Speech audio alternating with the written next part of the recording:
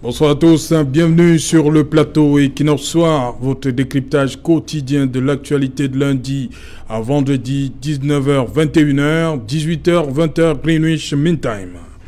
Depuis le 17 février dernier, date de la réplique des parlementaires camerounais aux Américains à propos de l'extradition intercamerounaise d'immigrants illégaux camerounais, un seul des 62 signataires de la pétition semble avoir perdu le sommeil.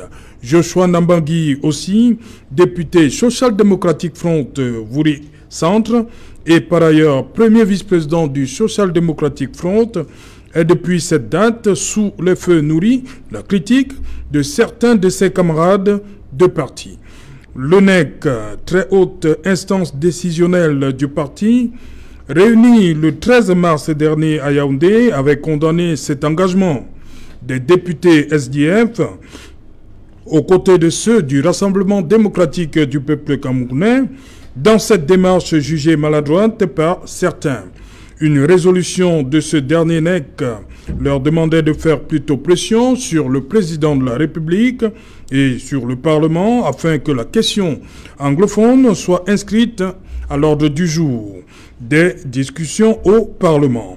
5 jours après le NEC, le président régional Social Democratic Front Littoral, le député Jean-Michel Ninche, convoquait pour dimanche 21 mars un comité exécutif extraordinaire régional pour le littoral. Cette réunion a fait le constat des activités dites anti-parti du député Joshua Nambangui aussi, des soupçons de grave collusion avec le régime et surtout de sa rébellion contre les résolutions du dernier NEC à travers, dit la résolution du comité exécutif extraordinaire régional, une campagne médiatique pour justifier sa signature apposée au bas de la pétition querellée, tout en se désolidarisant de tous les actes et comportements anti-parti du député aussi. Le comité exécutif régional a fini par constater l'auto-exclusion de Joshua Nambangui aussi du parti conformément aux dispositions de l'article 8 alinéa 2 des statuts du SDF. Une décision à laquelle le député ne se sent nullement concerné. Joshua aussi, en tant que membre du NEC, dit qu'une instance inférieure ne saurait juger un cadre supérieur du parti comme lui. Madame, Monsieur, tout à l'heure à 20h, c'est la grande édition d'information présentée par Cédric Noufelet tout de suite après le débrief du journal.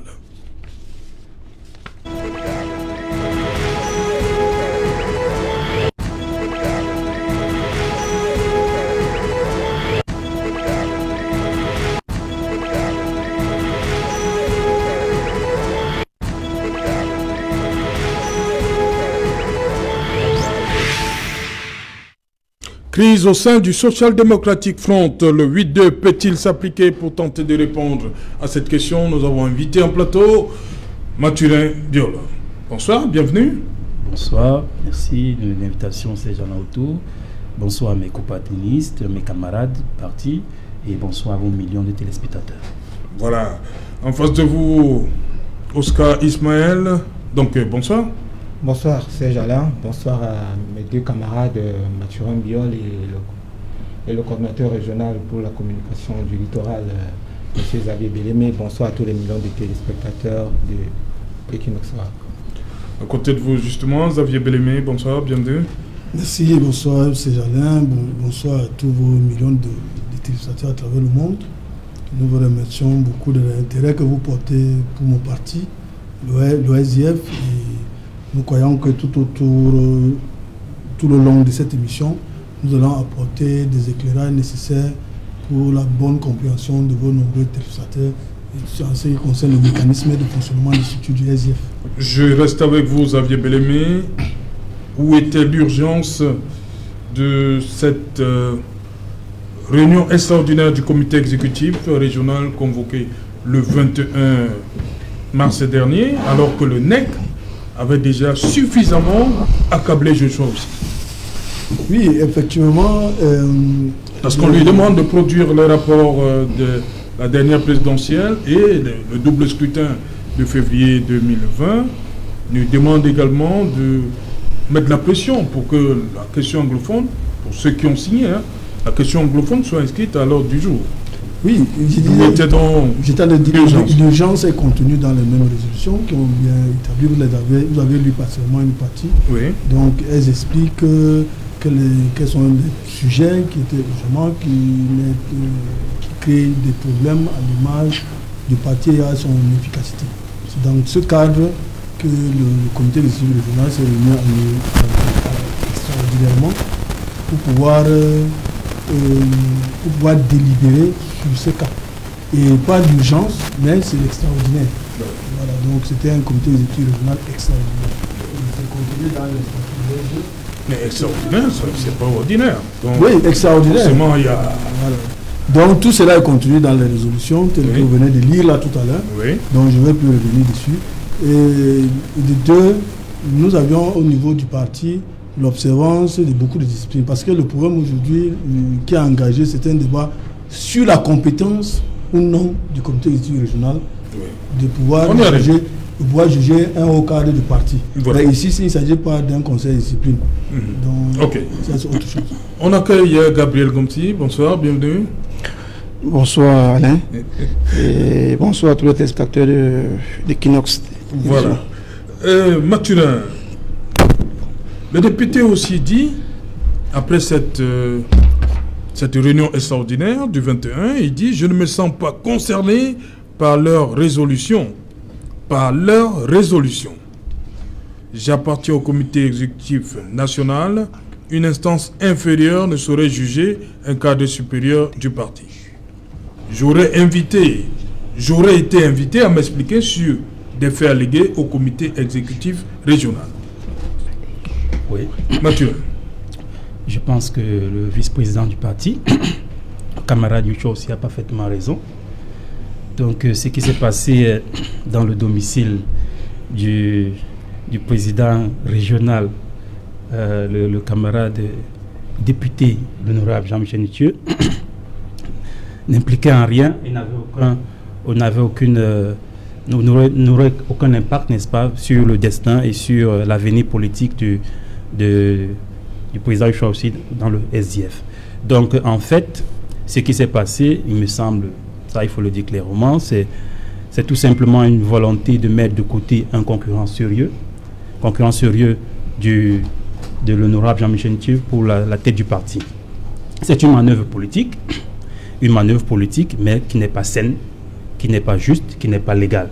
Donc, il va sans dire que au niveau de l'instance supérieure, puisque de toutes les façons c'est une résolution d'un organe du parti, qui va faire son chemin, elle va arriver à l'instance supérieure qui est le NEC, et à ce niveau-là, il va sans dire qu'elle sera tout simplement cassée.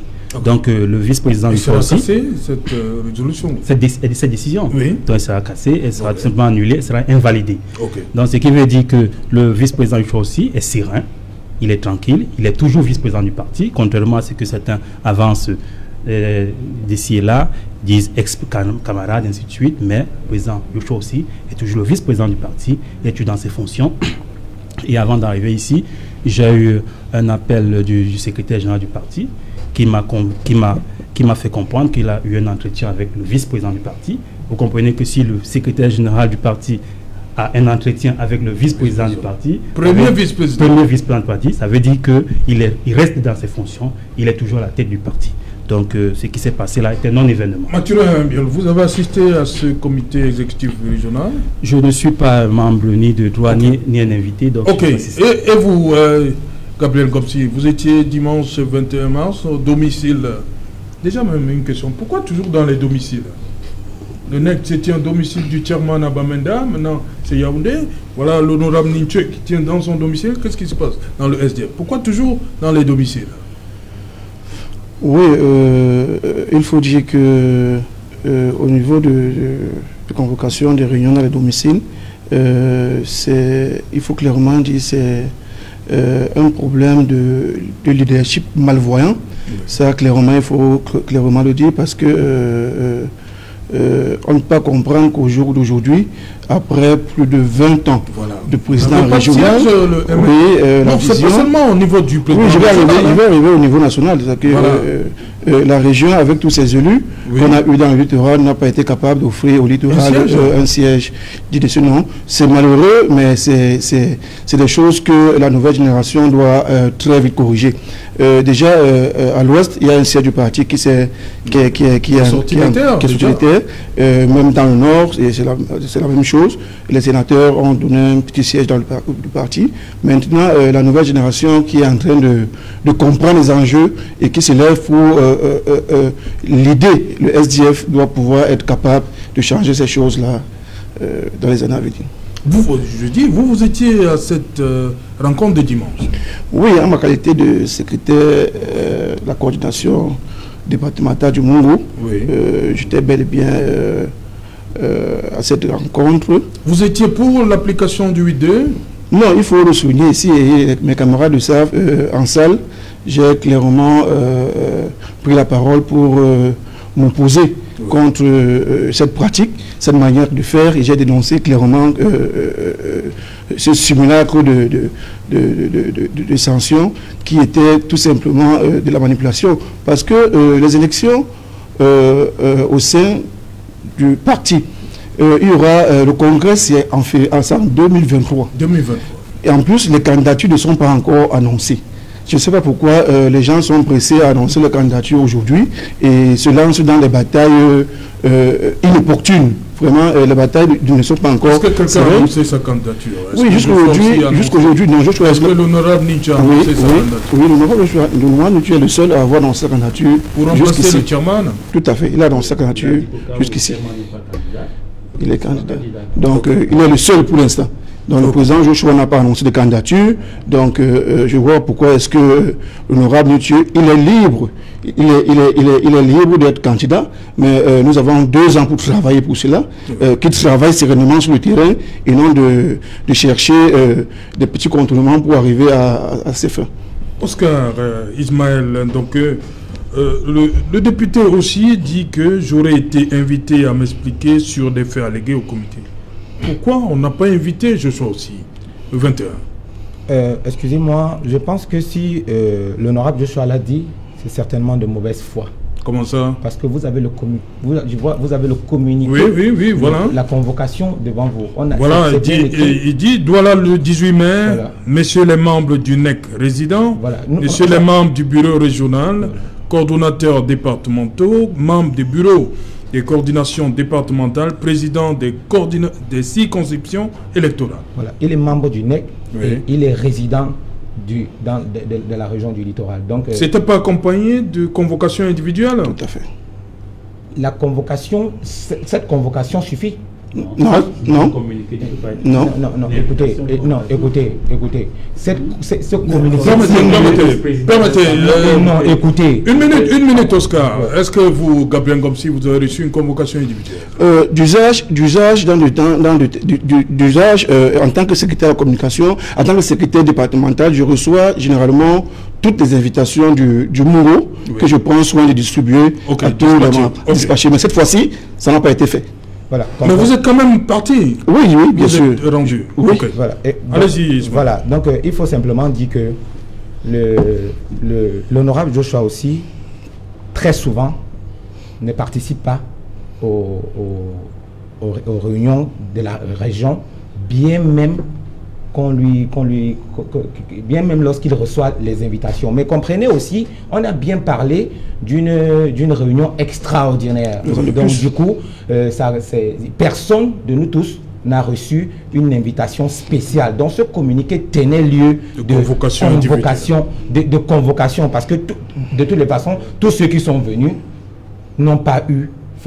Dites-moi un seul camarade qui a reçu une invitation, parce que quand vous dites c'est le vice-président, non, il est membre du NEC, il est certes vice-président, mais il est membre du NEC résident. Et puis, c'est vrai que nous sommes entre camarades, et il faudrait qu'on ait l'amabilité de nous dire, de parler avec convivialité et de dire la vérité aux Camerounais, parce que le problème qui nous amène ici ce soir est un problème purement juridique. Donc laissons un peu, parce que il est question de savoir si le 8.2 Oui, justement, on y arrive. La question sur le 8-2, donc c'est un problème purement juridique. Mais avant, je voudrais rappeler aux camarades comme si, d'accord, parce que soyons honnêtes, nous sommes entre nous. Et tous les camarades qui ont pris la parole à la réunion du 21 dernier ne se sont pas opposés au 8-2. Je vais peut-être lui rappeler ses paroles, peut-être il les a oubliées. Il s'est levé, lorsqu'il s'est levé, il a dit, peut-être il était influencé, je ne sais pas, il a dit, je n'ai pas de problème contre le 8-2, mais j'ai seulement envie de vous rappeler ici que depuis 2018, Monsieur le Président régional, je suis arrivé à votre bureau, je vous ai dit que ce candidat, l'honorable aussi, n'était pas la meilleure personne pour notre parti. Il n'a jamais changé sa ligne de conduite depuis qu'il est entré dans le parti. Je ne sais pas pourquoi maintenant, c'est maintenant que vous constatez et voulez lui appliquer cette sanction. Mais si ça dépendait de moi, je pense que aujourd'hui, le 8-2, c'est tard, on aurait dû le faire depuis. Ça, ce sont ses déclarations d'autres jours. Et je pense qu'on pourra avoir plus d'un camarade. Il dit que c'est faux, hein? Faux. Ben, de toutes les façons, il est dans son droit de contester. Sauf que, je le dis avec le regard des autres camarades qui étaient à la réunion. Donc, nous ne sommes pas venus discuter sur cet état de choses. Donc, on était sur la question, pourquoi il n'a pas été convoqué? Oui. Il a été convoqué à travers le communiqué qui a convié tout le monde à cette réunion. On n'avait pas... Une minute, je veux comprendre. Hein, l'honorable aussi n'est pas quand même n'importe qui, c'est quand même le premier vice-président. Oui, sauf que... Un petit schéma. Imaginons que ça se passe à Bamenda, ouais, dont le président régional SDF du Nord-Ouest convoque une réunion. Le chairman doit assister. Écoutez... Non, je ne suis pas... Permettez. Donc vous pensez, vous n'allez même pas passer un coup de fil au chairman pour l'informer? Écoutez, le chairman est dans la... Actuellement, le chairman réside à Yaoundé. Oui. Il est dans la zone, le territoire de commandement. Non, je dis s'il doit. Non, écoutez, je suis en train si le président Tonga doit convoquer une réunion à Yaoundé, voilà. Le chairman est à Yaoundé. Ouais. Comment il fait? Il ne peut pas passer un coup de fil au chairman ou bien même se déplacer pour aller voir le chairman pour dire que bon, voilà. Il va se contenter, le chairman va se contenter d'un communiqué comme ça? Est-ce que quand le président Tonga va passer un coup de fil au chairman, il viendra dire à un autre membre du parti que j'ai appelé le chairman? De toutes les façons. Donc ce n'est que Jean-Michel Nietzsche qui peut répondre s'il a appelé. Ou alors l'honorable Joshua. Joshua qui peut nous dire s'il a été appelé ou pas, parce que c'est des hauts cadres du parti. Oui. Du coup, ils savent entre eux. Mais à suivre quand même la réponse de Joshua aussi. Il dit que s'il avait été invité à s'expliquer. Non. S'il avait été invité à s'expliquer, sauf que on ne pouvait pas l'appeler à venir s'expliquer parce qu'on n'était pas dans le cadre d'un conseil de discipline. On était dans un cadre où les militants de base ont fait un certain nombre de constats clairs. Oui. Ils sont venus donc à cette réunion simplement pour les noter et les mettre ensemble et voir ce que les statuts prévoit à cet effet. Alors, à cet effet, les statuts, l'article 8, alinéa 2, prévoit que les comportements, anti-parti, l'ensemble des comportements affichés par l'honorable Joshua aussi depuis 2018 jusqu'à aujourd'hui constituent, d'après les textes du parti, des comportements anti-parti. Et l'article 15C précise bien que tous les militants du parti sont assujettis à la discipline par l'organe dans lequel ils exercent leurs activités. Ok. Ouais, on va terminer. Oui. Xavier Bellemé, parce qu'il attend. Je voudrais d'abord préciser une chose que je n'ai pas pu dire dès l'entame de l'émission, que je suis ici, non pas comme militant d'un individu, je suis ici comme militant du SDF sur ce plateau. Personne ne l'a dit. Hein. Non, je vais d'abord préciser pour que ceux qui nous suivent, ce n'est pas pour vous. Voilà. Je n'ai pas dit que vous défendez X ou Y. Non, vous ne l'avez jamais dit. Et que je suis ici en tant que responsable de la communication pour le littoral. Pour le littoral du SDF. Ma présence ici, c'est pour défendre la vision du parti, son idéologie et tout ce qui va avec. Donc, je ne suis pas militant d'un individu. Soit-il président régional ou président national ou vice-président national. Donc je ne défends pas, je ne suis pas ici pour défendre quelqu'un. Mais pour revenir par rapport à la réunion de ce jour, il faut bien préciser que... La réunion dimanche. De dimanche, le comité exécutif régional extraordinaire de ce dimanche. Le 8-2, parce que c'est très important, il faut que ceux qui nous suivent la comprennent. C'est une protection que les pères fondateurs du SDF ont introduite dans les textes du parti pour protéger notre parti contre une certaine dupécisation. Que mes amis de l'UPC m'excusent, ouais. Ce n'est pas un truc, parce que ce vidéo nous a beaucoup sauvé, a maintenu le SDF dans l'unité jusqu'à aujourd'hui. C'est très important. Et de deux, ce qui s'est passé dimanche n'est pas un conseil de discipline. Le conseil de discipline a assujetti aux articles 15 et 16 des statuts et la deuxième partie du règlement intérieur. Ici, le 8.2, à l'époque, le 8.2 se prenait par communiqué. C'est-à-dire que le chef d'une structure pouvait signer un communiqué pour annoncer que tel camarade, le camarade Biol, s'est mis en deçà des statuts du parti. Donc, il n'est plus militant du SDF. Et le congrès de Boya, si mes souvenirs sont exacts, a fait donc un amendement, a introduit l'article 8.3. 8.3. Voilà, l'article 8.3 qui renvoie à la 5e partie du règlement intérieur qui est devant vous, oui. Et qui demande à ce que quand on veut appliquer le 8.2 à un camarade, constater, parce que c'est un constat, c'est pas une application, c'est un constat. Constat. À travers les actes politiques qu'il a posés publiquement. Que vous appelez chez vous des actes anti-parti. Anti-parti. Et donc le débat est dans le comité exécutif concerné et donc suffisamment débattu. C'est ce que le règlement intérieur dit. Oui. Donc la méthodologie pour constater l'application du 8.2. Donc après un débat suffisamment fait, et avant qu'on constate donc le camarade a fait. C'est ce qui s'est passé dimanche. Ça c'est la méthode. Je ne vais pas revenir ici. Pourquoi je ne vais pas excuser. C'est très important. Il est interdit au cours d'une émission publique ou que ce soit sur un débat télé, radio ou ailleurs, de venir sur un plan et commencer à expliquer tel a dit ceci, tel autre a dit ceci. Nous ne sommes pas là pour ça. Bon, là, je voulais seulement ramener mes jeunes camarades, comme si Gabriel et le jeune Ismaël, qui ont voulu un peu tabasser que non. Chacun, c'est des trucs qui sont conservés uniquement en interne. Même si j'étais contre, dès le moment où il y a une décision qui a été prise, je dois m'adhérer, c'est ma décision. Ça veut dire que le camarade Ngomsi sur ce plateau a décidé dimanche qu'on applique le 8.2 à l'honorable Joseph. Il ne peut pas se dissocier. C'est la deuxième fois qu'il le répond. Je me dissocie encore. Ça, c'est le principe. Oui. Parce que... il est présent sur le plateau. Je vais vous prendre un exemple. Il y a souvent des débats... voilà, sur le cas, on est entre camarades. On n'est pas... Vraiment, il faut que nous débattons en toute sérénité. Je vous en prie. Donc, personne ici ne va gagner l'autre. Nous sommes ici pour expliquer la méthodologie. Et moi, j'ai la chance d'être plus ancien que vous dans le parti. J'ai la chance d'avoir vécu toutes les crises possibles dans le SDF. Donc, je n'ai pas la science infuse. Certainement, pour avoir des choses... Oui, allons-y rapidement. Donc l'application. Il y a souvent des réunions au niveau du comité national ou régional où on met le président du comité en minorité sur une décision. Mais il ne va pas venir dire que non, telle résolution qu'on a prise, j'étais contre, mais c'est parce que les autres ont pris. Non. Tu es associé. Quand tu dis comité exécutif régional du SDF pour le littoral, c'est tous ceux qui sont membres. Les décisions qui sont prises, vous êtes tous concernés et impliqués. Et même ceux qui n'étaient pas présents, parce que vous soyez présent ou absent, quand le comité a pris une décision, vous êtes engagé, vous devez vous soumettre.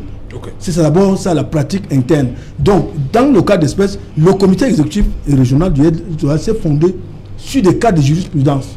Je vais prendre le cas de l'honorable Kouemou, qui était premier vice-président national, oui, qui a posé des actes graves anti-parti. Le comité exécutif régional de l'Ouest a constaté son exclusion à travers l'article 8.2 et ça a été validé par le comité exécutif national. Et pour Ngouassiri en 2002, au lendemain du scrutin, double scrutin, nous étions dans la rue pour revendiquer les fraudes massives du RDPC.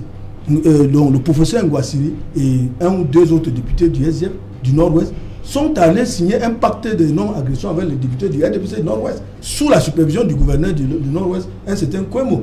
Mais le comité exécutif Adrien Kouemou. Et Ngouassiri. Kouemou Adrien. Voilà. Il est aujourd'hui ambassadeur du Cameroun en Afrique du Sud.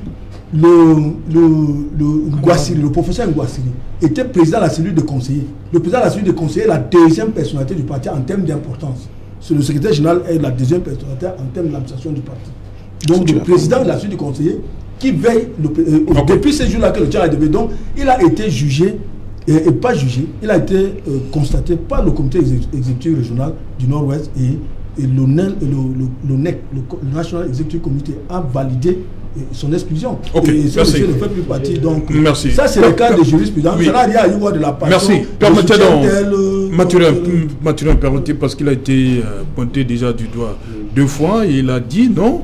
Oui, je suis bien comme si. Je suis très. Par rapport à cette réunion de dimanche, vous avez dit que vous êtes pour l'application du 8-2 aux députés Joshua. L'histoire retiendra que d'ailleurs, dans la salle, la seule personne qui s'est opposée, on a clairement demandé la question posée, était qui s'oppose à la décision du 8-2. Celui qui s'oppose lève le doigt. Et l'histoire retient que je suis la seule personne qui a levé le doigt en ce moment. Et il faut dire lever le doigt pour 2 raisons. Parce que je regrette, et il est important que nous axions l'accent sur la formation politique, parce que ça va éviter les manipulations. J'ai levé le doigt pour 2 raisons. La première raison, je vais vous dire, j'ai été très frappé par le discours préliminaire du président régional, qui a pris la parole ce jour et s'est mis à faire l'apologie des Ambaboy en plein comité exécutif régional. Je me suis levé clairement, j'ai dit au président régional que je suis très déçu, je ne comprends pas comment il peut faire l'apologie des Ambaboy alors que la position des Ambaboy est une position distincte et opposée à celle du parti. J'ai clairement fait la mise au point sur ce point, sur cette question, et j'ai refusé que vraiment que le président ne vienne plus en salle dire des choses pareilles. Qu'il est inadmissible, qu'il fasse l'apologie et il a même fait le parallèle avec les maquisards et disant comment ils seront réhabilités. C'est les gars qui seront réhabilités demain. C'est la première chose qui m'a choqué. Et je n'ai pas compris comment est-ce qu'on peut tenir un tel discours aux antipodes des positions du parti dans un comité exécutif régional. Discours tenu par le président régional. Et ça, en réalité, c'est un acte anti-parti. Ça, c'est un acte anti-parti. Mais je ne pense pas que je vais aller réunir le comité exécutif de Djiboubari pour constater l'acte anti-parti du président régional et lui donner et constater faire le 8-2. Ça ne marcherait pas comme ça. Il faut être honnête. Après avoir fait cette mise au point, parce que j'ai refusé ce type de manipulation, j'ai fait cette mise au point et j'ai clairement dit au président régional que je vois en salle ici une certaine Chantal Kambiwa qui ne participe plus jamais aux réunions du comité exécutif, mais pour des questions d'ennemis communs. Elle est là aujourd'hui, ça me surprend, et je refuse que les militants de base soient utilisés pour des sales besognes. Ils sortent, il y a moins de 2 semaines, vous sortez d'un comité exécutif national. Oui. Vous aurez dû résoudre ce problème à Yaoundé et là de venir manipuler les militants de base ici. Donc je suis clairement opposé à cette décision du 8-2. Je suis la seule personne qui a pris cette position en salle. Je le rappelle clairement, dans cette manipulation que mes camarades, non, c'est exactement ce qui s'est passé. Vous n'avez plus à rectifier mes propos. J'assume ces propos à mon dos vision. Vous n'avez plus à rectifier mes propos. Ce sont mes propos. Voilà. Mathurin. Je disais tout à l'heure que ce qui s'est passé au domicile du président régional était tout simplement une tragicomédie. Tragique comédie? Oui, tragique parce que vraiment on n'a pas besoin de ça dans un parti aussi historique que le SDF. Un parti véritablement d'avenir, un parti qui a beaucoup donné pour ce pays. Donc ce qui s'est passé là, c'était vraiment une comédie et il faudrait ranger ça à ce niveau-là. D'abord, on parlait tout à l'heure de la forme. Hein? Dans un parti, le président Youchos l'a dit, il aurait bien pu être convié, au moins pour s'expliquer. Nous sommes des camarades. C'est pas la guerre. N'est-ce pas? Je ne pense pas qu'il aurait craint pour sa sécurité que de venir dans cette réunion-là, n'est-ce pas, expliquer à ses camarades ce qu'il pense et ce qui explique ces différentes actions. Il aurait pu le faire 10 minutes ou 15 minutes, puisqu'il n'est que membre, je pense, invité à ces réunions-là, et après s'éclipser, que la réunion aurait pu continuer. Mais ça, ce n'est que pour la forme. Et maintenant, au niveau du fond, il faut le dire, les batailles qui sont en train de se dérouler actuellement auront leur moment. Il faudrait qu'on attende. Ce n'est pas encore le moment. Le congrès c'est en 2023. Le congrès c'est en 2023. On aura tout le temps de se battre, on aura tout le temps de bagarrer. Et ça ne sert à rien de chercher par des manœuvres malsaines à éliminer quelqu'un qui est un responsable de très haut niveau du parti. Imaginez aujourd'hui que par hasard, n'est-ce pas, bon, c'est même totalement impossible quand un scénario se déroule, mais si ça venait à se produire, mais vous pouvez imaginer les conséquences pour le parti. Donc, lorsque nous sommes en train de construire un grand parti, il est normal qu'il y ait des courants, il est normal qu'il y ait des idées qui s'affrontent, mais nous devons le faire sainement, nous devons le faire de façon démocratique et construire l'unité. Nous avons aujourd'hui accepté, moi j'ai accepté de venir ici, j'ai eu de nombreux coups de fil qui me décourageaient, qui nous demandaient du sommet même du parti, qui nous demandaient de ne pas venir. Mais nous pensons que nous devons construire l'unité. L'unité, c'est dans le débat. L'unité, c'est dans la réflexion. L'unité, c'est dans les échanges. S'il n'y a pas possibilité d'échanger, s'il n'y a pas possibilité de débattre, comment allons-nous construire un parti prospère, un parti grand, un parti qui pourra véritablement être une alternative pour le Cameroun et assurer l'alternance vers laquelle nous allons. Donc voilà pourquoi je pense que nous devons véritablement travailler afin de construire l'unité du parti et d'arrêter toutes ces guéguerres. Ce n'est pas le moment et nous pensons qu'en ce moment-là, le parti se portera mieux. Permettez, non, une minute, je pose la question. Il y a des gens qui nous regardent en ce moment. Qu'est-ce qu'ils veulent comprendre? Qu'est-ce que vous appelez des actes anti-parti, comportement anti-parti? Pour ceux qui nous regardent, concrètement. Avec votre permission. Ce qu'on reproche au député Joshua aussi, anti-parti, c'est-à-dire... Avant de répondre au président, je vais rectifier les propos de mon camarade. Non, attendez, vous avez porté des accusations. Ce sont mes propos. Oui, vous ne rectifiez pas. Je suis mes propos. Je dis que je les rectifie. Parce que vous venez de raconter une chose extrêmement grave. Ce que j'ai dit au comité exécutif. Le président régional SDF a convoqué un comité exécutif régional pour venir encenser les emplois. Oui, il l'a fait. Il l'a fait en pleine salle. Quand je l'ai rectifié, personne ne vous n'a parlé. Monsieur, jamais. Vous avez assisté à cette... J'étais le président régional. Vous étiez à la... Est-ce que j'ai fait cette mise au point, oui ou non? Monsieur donc, vous ne l'avez jamais fait, monsieur Ngomsi. J'ai dit donc que le président régional, Jean-Michel, dans son propos liminaire, il a dit qu'on l'a fait cette mise au point. Il a dit que, mais c'est incroyable, il est fils d'un père. Son papa était... Son papa était un ancien maquisard de l'UPC. Il a été condamné en 1964 à mort. Il a été gracié en 1967. Qu'il est étonné quand le taxi d'État en Baboy, il dénonçait ces accusations. Qu'il est député de la République et que l'OSM n'adhère pas à une vision sécessionniste. Je ne sais pas ce que M.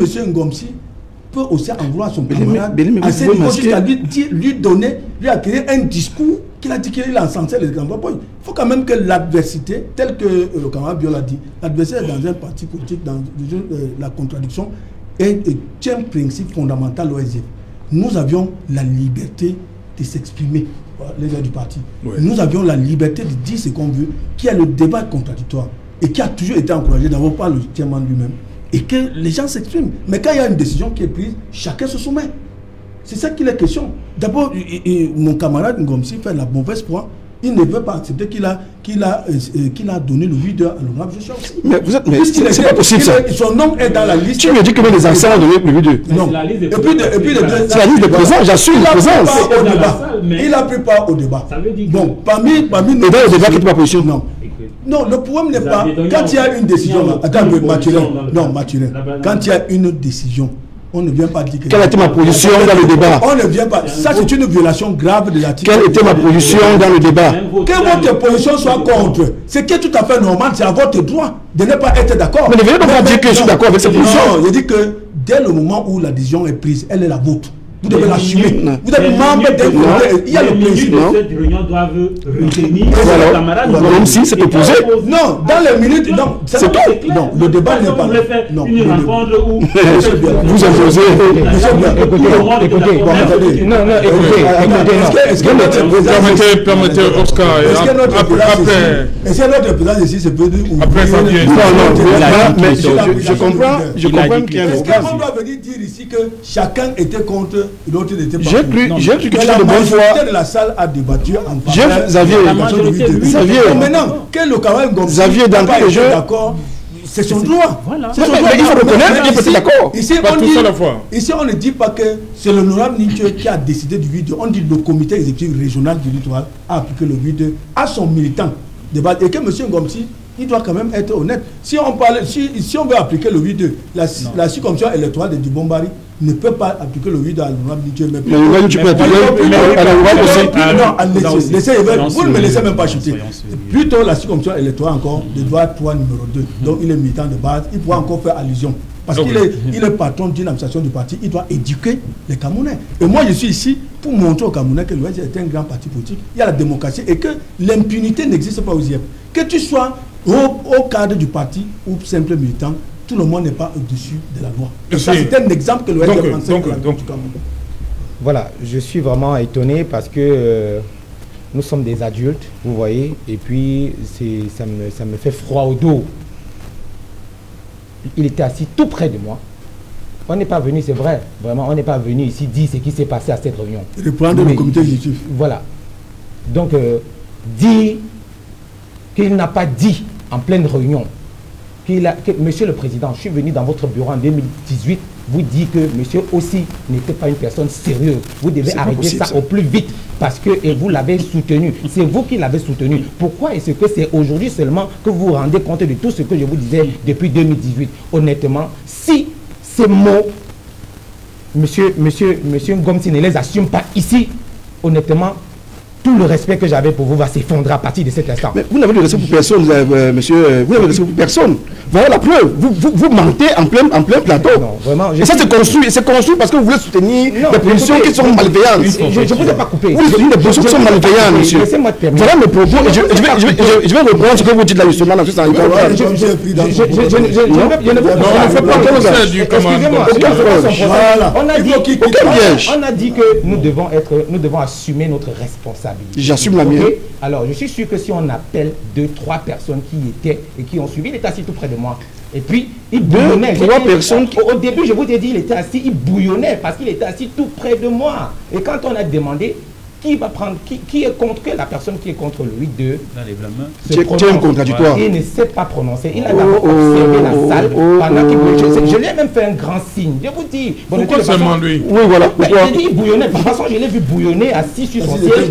Je lui ai dit. Mais prononce-toi. Voilà quelque chose à dire. Mais quand il s'est levé, j'ai dit son propos. C'était que. Souvenez-vous, monsieur le président, qu'en 2018, je vous ai dit que ce monsieur n'était pas sérieux. Je suis personnellement venu dans votre bureau vous dire arrêtez ça parce que ce monsieur va nous envoyer à l'eau. Je vous dis, c'est pas possible, de toutes les façons, les ministres de la région sont là. Dieu sait ce qui s'est passé ce jour. Alors, tout à l'heure, on parlait, je dis honnêtement, nous ne devons pas nous écarter du débat. Les Camerounais sont venus parce que la réponse de l'honorable Joshua aussi, c'est elle qui nous retient ici actuellement. Justement. Alors, c'est un problème foncièrement juridique. Alors, est-ce que monsieur, le comité exécutif régional a compétence d'appliquer le 8-2 à un camarade, soit-il premier vice-président du parti? Ouais. Alors, les textes et les statuts du parti sont clairs là-dessus. J'ai évoqué tout tantôt l'article 15C. Sur le conseil de discipline. Parce qu'il est clairement dit à l'article B que seuls les maires, les députés, les maires et leurs adjoints, les conseils régionaux, les députés et les sénateurs ne peuvent être jugés qu'au niveau de la région. Sauf ceux qui sont membres du comité exécutif national. Allez sur le C. Oui, c'est de ça qu'il a lu. Non, c'est pas ça. Ça, c'est le B. Le C. Sans préjudice aux dispositions ci-dessus, les responsables du parti sont assujettis à la discipline, voilà. Par tous les organes dans lesquels ils exercent leurs activités. Alors, ça c'est le C. Oui, sans préjudice, ce qui est dit. Sans préjudice. Ça veut dire qu'il faut respecter ce qui est dit plus haut. Écoutez, il faut comprendre une chose. Est-ce que le 8-2, qui n'est qu'une constatation, au niveau de la base, pouvait être appliqué? Parce que vous avez posé une question fondamentale tout à l'heure. On est passé là-dessus. C'est quoi les actes antipartis? Vous refusez de répondre. De toutes les façons, nous y reviendrons tout dessus. Non, allez-y. Voilà, j'y viens. Les téléspectateurs nous regardent. Les actes anti-parti, les textes du parti... Qu'on pose aujourd'hui, qu'on oppose aujourd'hui à Joshua aussi, c'est lesquels? Non, il ne faut pas qu'on s'éparpille. Quels sont les actes anti-parti qu'on oppose aujourd'hui au député Joshua aussi? Nous commençons d'abord par ce que prévoient les textes et à partir de ce que... Non, on va s'égarer. Nous sommes dans un cas précis. À Joshua aussi. Oui, allons-y. Qu'est-ce qu'on reproche à Joshua aussi comme acte anti-parti? Excusez-moi, monsieur Serge Alain. Moi, je suis juriste. Oui. Et je ne fais pas la spéculation. Oui. Qu'est-ce qu'on appelle... Comment est-ce qu'on définit les actes anti-parti dans le parti, d'après les textes? Qu'est-ce qui peut être considéré comme un acte anti-parti par les textes du parti? Nous t'écoutons. Alors, les textes sont clairs. On dit lorsque un camarade dans le parti a posé un acte qui a la réputation de ternir l'image du parti dans la circonscription ou bien dans son aire géographique. Quand un camarade pose un acte qui viole les statuts et les règlements intérieurs du parti, quand un membre du parti vient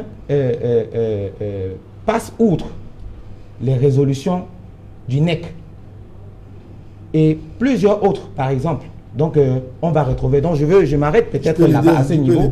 Voilà. Il peut l'aider si avec votre Je vous ai posé la question, vous n'avez pas répondu. Non, je n'avais pas laissé passer. Vous l'avez d'abord expliqué. Non, l'honorable Joshua aussi. J'ai beaucoup de la manipulation. Parce qu'il n'est pas laissé. Attends, non, calme-toi. Écoutez, l'honorable Joshua. Non, permettez aussi. Je n'ai pas fini. Oui, allez-y, non. Il faut qu'il réagisse aussi. Je n'avais pas fini. Alors, les actes anti-parti, par exemple. Qu'on reproche à Joshua aussi. À monsieur Joshua aussi. Par exemple, on a pour le dernier qu'on a pris, par exemple, l'entêtement qu'il a eu contre une résolution du NEC, par exemple. Alors, où il est désavoué. Là où il a été dans les médias. Il est désavoué, c'est-à-dire. C'est à moi qu'on a posé la question.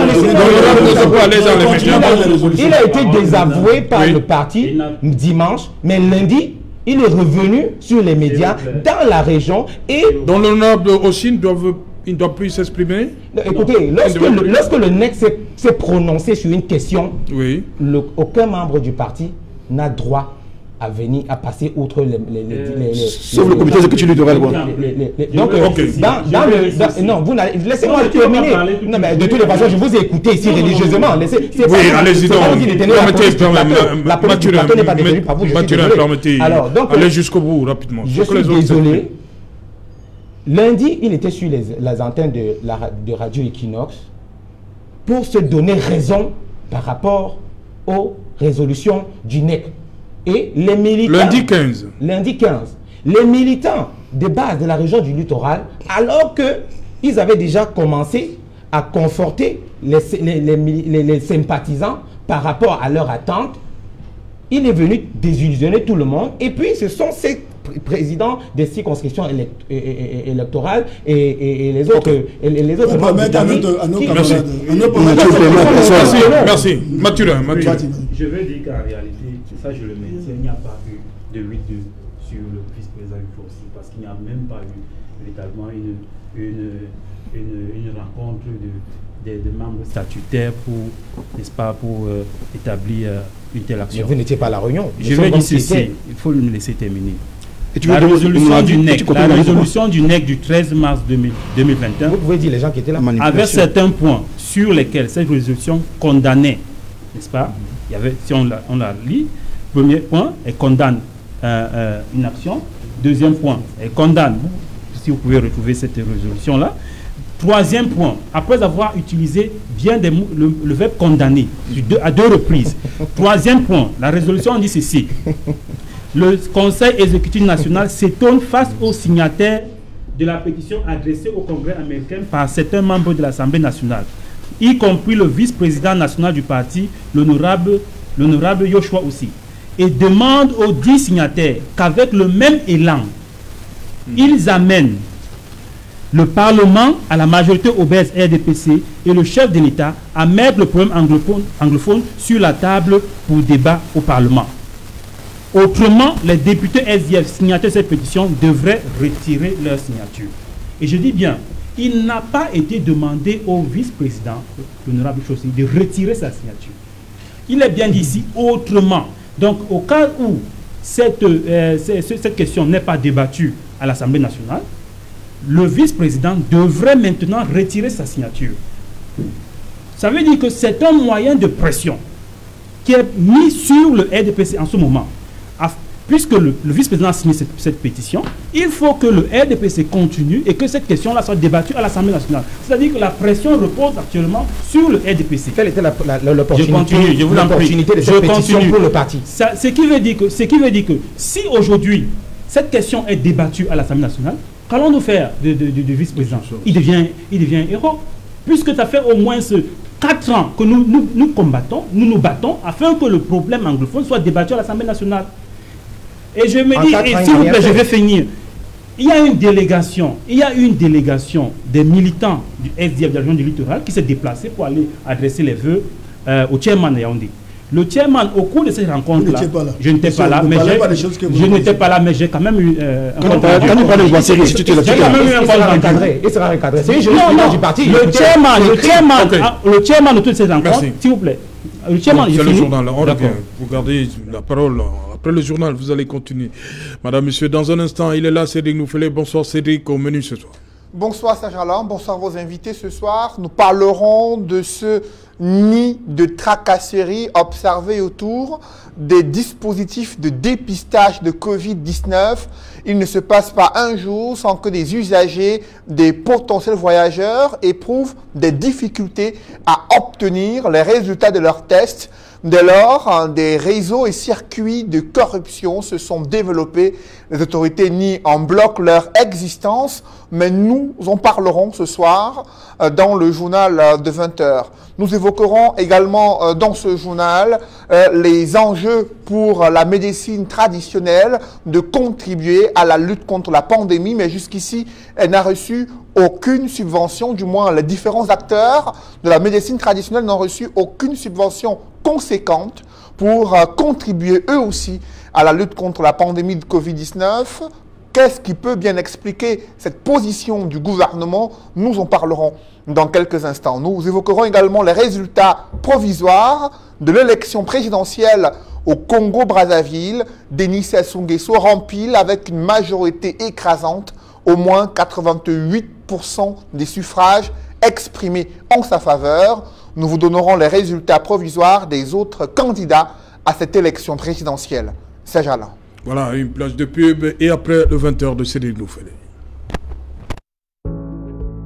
7 conseils pour se protéger contre le nouveau coronavirus. 1. Lavez-vous régulièrement les mains à l'eau et au savon ou à l'aide d'un gel hydroalcoolique.